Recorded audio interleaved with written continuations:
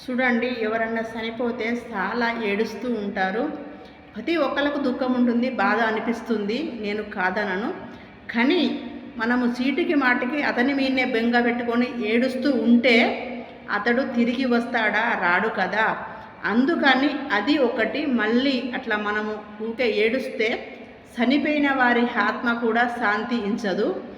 అయినా కూడా ఏడుస్తే, మనం ఏడుస్తూ ఎప్పుడు పిడబొబ్బలు పెట్టు ఏడుస్తే అతని జీవనం కూడా ఆగమాగం గాలి గాలి అవుతుంది.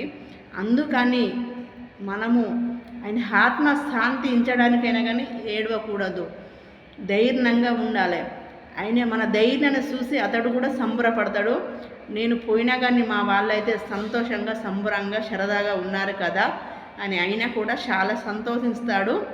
చూడండి, అతడు చనిపోయాడు అని మనము ఊకుకు ఏడుస్తూ ఉంటే అతని ఆత్మ శాంతించదు. మనము కూడా ఉంటామా? మనము కూడా ఉండము. ఏదో ఒక రోజు ప్రతి ఒక్క మనిషి, భూమి మీద ఉన్న ప్రతి ఒక్క మనిషి ఏదో ఒక రోజు అక్కడికి వెళ్ళవలసిందే.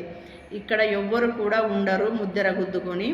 కాకపోతే కొంచెం వెనక ముందు అంతే. ప్రతి ఒక్క మానవుడు వెళ్ళవలసిందే ఏదో ఒక రోజు.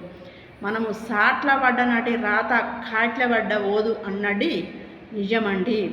కాబట్టి మనము